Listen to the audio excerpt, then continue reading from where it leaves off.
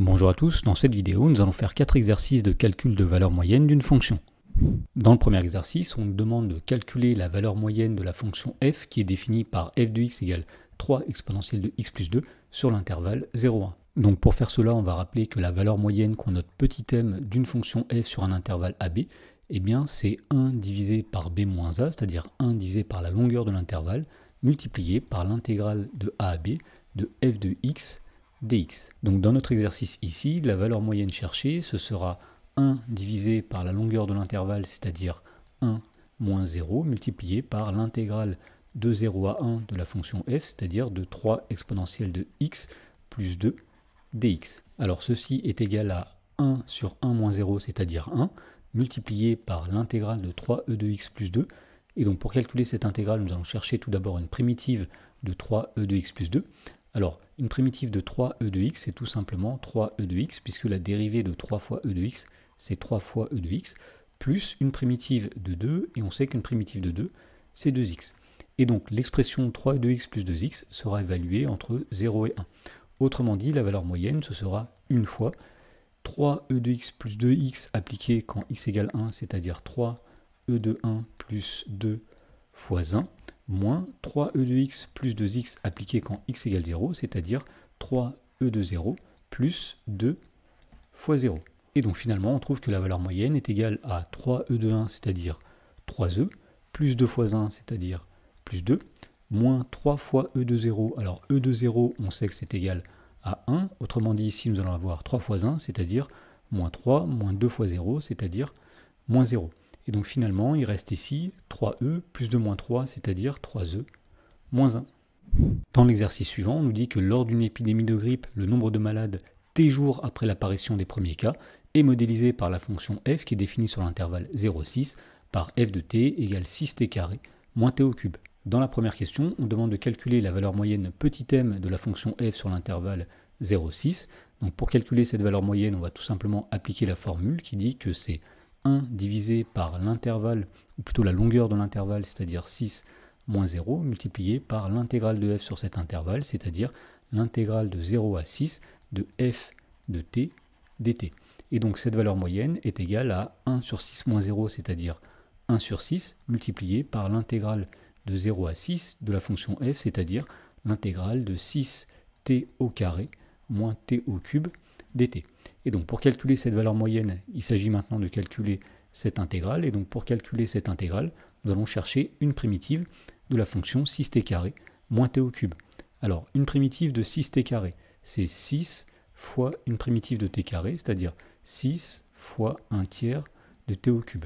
Moins une primitive de t au cube, on sait que c'est 1 quart de t puissance 4. Et donc nous allons évaluer cette primitive entre 0 et 6. Alors on peut tout de même réduire cette expression juste avant de la calculer. Ici nous allons avoir 1 sixième multiplié par 6 fois 1 tiers, c'est-à-dire 2t au cube, moins 1 quart de t à la puissance 4, que nous allons évaluer entre 0 et 6.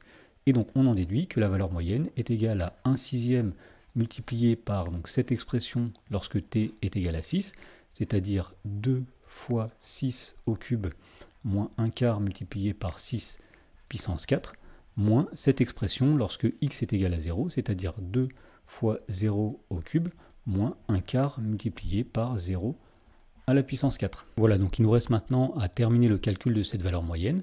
Alors tout d'abord, le terme 2 fois 0 au cube moins 1 quart fois 0 puissance 4 est égal à 0, donc il va rester tout simplement ici 1 sixième multiplié par 2 fois 6 puissance 3 moins 1 quart multiplié par 6 puissance 4. Et donc avant de calculer 6 puissance 3 ou 6 puissance 4, eh bien on va développer le 1 sixième dans la parenthèse, puisqu'on voit qu'il y aura des simplifications qui vont apparaître. Par exemple ici, lorsqu'on va faire 1 sixième fois 2 fois 6 puissance 3, eh bien 1 sixième fois 6 puissance 3, ça va se simplifier, puisque 6 puissance 3 sur 6, ça donne 6 au carré. Autrement dit, quand on va développer le 1 sixième ici, il va rester 2 multiplié par 6 au carré.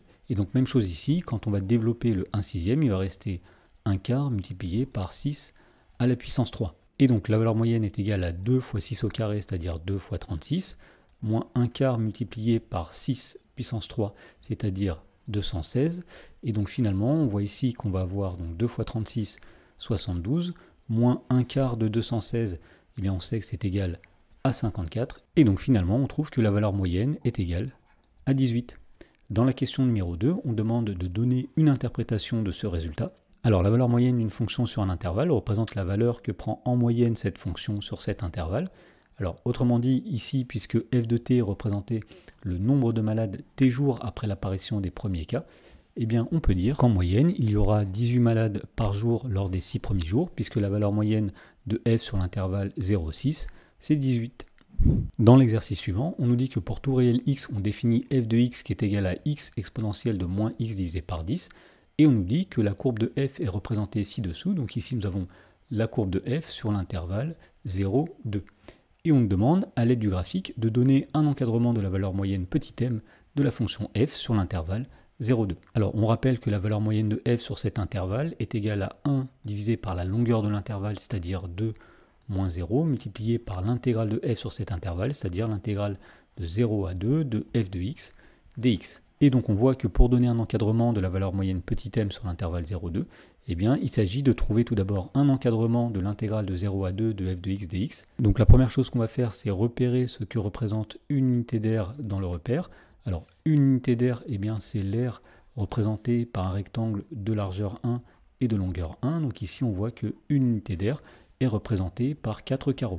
Ensuite, on va essayer tout d'abord de minorer l'intégrale de 0 à 2 de f de x dx. Alors, on rappelle que cette intégrale, c'est l'aire située sous la courbe de f et au-dessus de l'axe des abscisses, entre les abscisses 0 et 2. Donc, ce qu'on va faire ici, c'est essayer de compter tout d'abord le nombre de carreaux qui sont situés sous la courbe de f. Donc, nous en avons un ici, un deuxième ici, un troisième carreau ici, un quatrième carreau ici. Ensuite, nous avons ici un carreau qui est incomplet, mais si on rajoute le petit morceau qui est ici, on peut considérer que nous avons un cinquième carreau. Enfin, nous avons ici un demi-carreau, plus ici à peu près un demi-carreau, plus ici, allez, disons encore un demi-carreau, ce qui va donner au total, donc 1, 2, 3, 4, 5, 6, 6,5. Donc on va dire ici que nous avons 6,5 carreaux qui sont situés sous la courbe de f, et nous allons convertir ça en unité d'aire. Pour cela, on va tout simplement faire un produit en croix, 1 fois 6,5 divisé par 4, et on trouve 1,625 unités d'aire.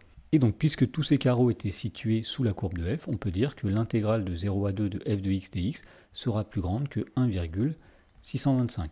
Et maintenant, nous allons essayer de majorer cette intégrale. Et pour cela, on va regarder cette fois-ci tous les carreaux qui englobent la surface située sous la courbe de f.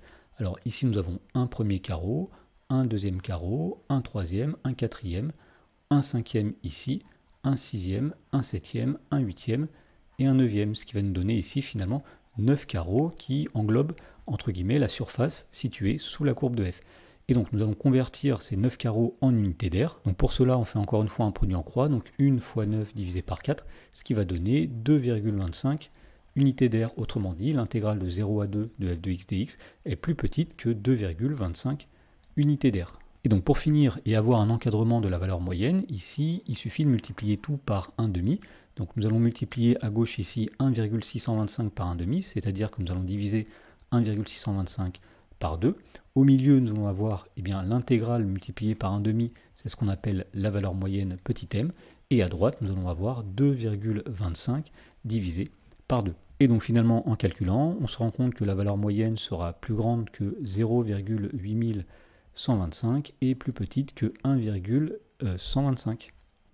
Dans le dernier exercice, on nous dit qu'on sait que la valeur moyenne d'une fonction g sur l'intervalle -1, 3 est égale à 4, et on demande de déterminer l'intégrale de -1 à 3 de g de x dx. Donc pour commencer, on va écrire la formule qui permet de calculer la valeur moyenne petit m. Donc petit m, c'est 1 divisé par la longueur de l'intervalle, ici c'est 3 moins -1, multiplié par l'intégrale de -1 à 3 de g de x dx. Alors dans l'énoncé, on nous dit que la valeur moyenne est égale à 4, donc ici nous pouvons dire que 4 est égal à 1 divisé par 3 moins -1, c'est-à-dire 3 plus 1, 4, multiplié par l'intégrale de -1 à 3 de g de x dx. Et donc finalement, pour déterminer l'intégrale de -1 à 3 de g de x dx, il suffit tout simplement de faire passer ce 1/4 de l'autre côté. Autrement dit, on va multiplier par 4 des deux côtés de façon à faire disparaître le 1/4 qui était situé du côté de l'intégrale. Et donc finalement, on trouve que cette intégrale est égale à 4 multiplié par 4, c'est-à-dire que l'intégrale est égale à 16.